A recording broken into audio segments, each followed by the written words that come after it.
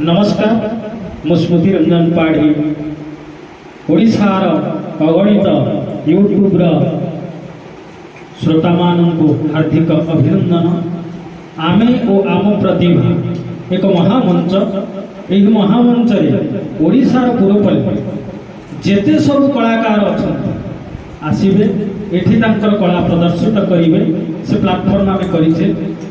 यार निर्देशिका रूप में अच्छा आमर सस्मितानंद जे कि जड़े गुरु गोटे छोट विद्यालय बादमबाड़ी अच्छी। ओडिशार प्राण केन्द्र कहले आमर ये कटक कटक सबकि कलाकार को सृष्टि करिछि आज्ञा। तेणुक आम आम प्रतिभा जेतबेले सृष्टि है कटक जिलार सेतबेले प्रथमे गुरुमानकर गोटे लक्ष्य थिला एई कटक जिले में छोट छोट कलाकार माने बहुत अच्छी जो माने कि आगधाड़ी को आसी पारु नाहंती लोकलोचन को आसी पारु नाहंती सेमान को लेकी मु गोटे कार्यक्रम करिबि ताहा आज रूपांतरित हैला। से कार्यक्रम आगु जीवा पाई आज बहुत गुड़िए कलाकार आम मान सहित सामिल हेले। तेणुक आज एक नियारा कार्यक्रम को नहीं से गुरुमा जे कि निर्देशिका अच्छा आम और आम प्रतिभा अनुष्ठान से नियारा कार्यक्रम कौन ना छोट छोट पिला मानक से गल्प कहे किसी शिक्षा से गल्प गल्प हो गोटे बरे कोटिए कामना। तेज आसतु शुणा गोटे बरे कोटिए कामना। जय जगन्नाथ।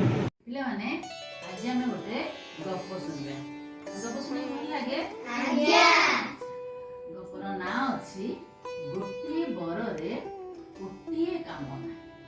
कौन गपर ना गोटिए बरे कोटिए कामना। देखिबा केमती गोटिए बरे कोटिए कामना रहउची। गपटी आरंभ होउची गोटे गाँव तुमंगर गाँव अछि आज्ञा सीधा तो गाँव से देखलो देखा समस्त गाँव अछि।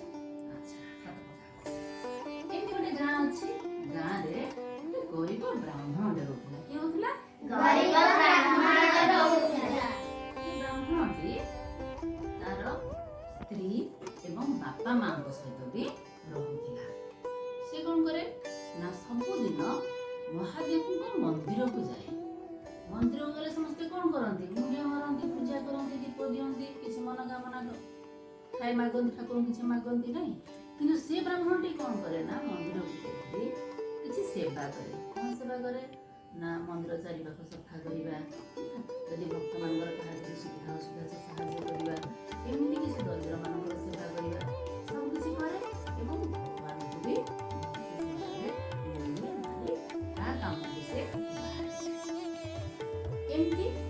नीति प्रतिदिन चली था। अरे महादेव सापरे संतुष्ट हुई कहले मु तते किछि वर दबाक चाहूँ। कौन दबाक चाहूँ वर दबाक चाहूँ तो कौन दरकार तू तो स्त्री अछंती बापा मां भी अछंती से का केमती कहि दो शरीर समस्त को मत मिली से वर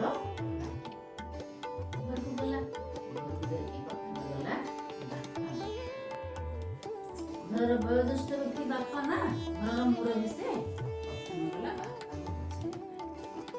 बापा एमती महादेव प्रभु संतुष्ट अच्छी मत किसी बर मागे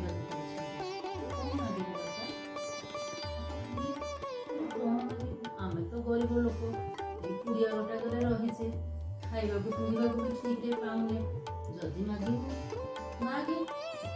धन संपत्ति दिखते आमको सुंदर भल पोशाक पाइबा भल खाइबा पाइबा बहुत खुशी रहा।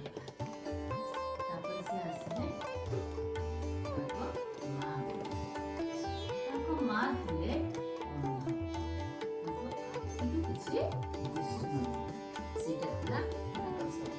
बड़ दुख जितने माँ को एक कहले जे महादेव कहते मत किसी बर देवे माँ तू कौन चाहू। माँ तो बहुत दुखी थे। माँ कहले मु कौन चाहे मोर तो सब बड़ दुख मोर आखि दिशुनी भगवान एत सुंदर सृष्टि तुम्हें मैंने अच्छ मु क्या किसी देखी पारुनी आठ बड़ी मोर कौन दुख कौन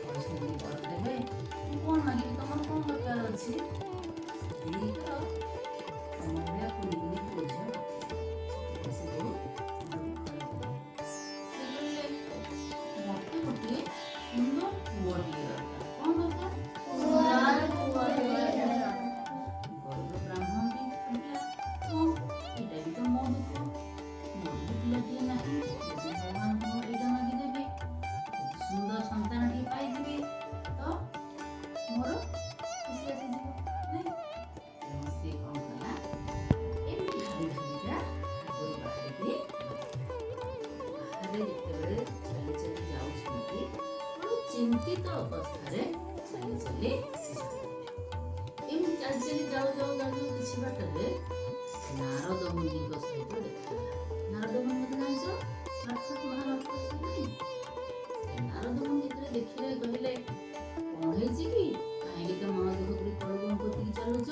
କି କହିଲେ?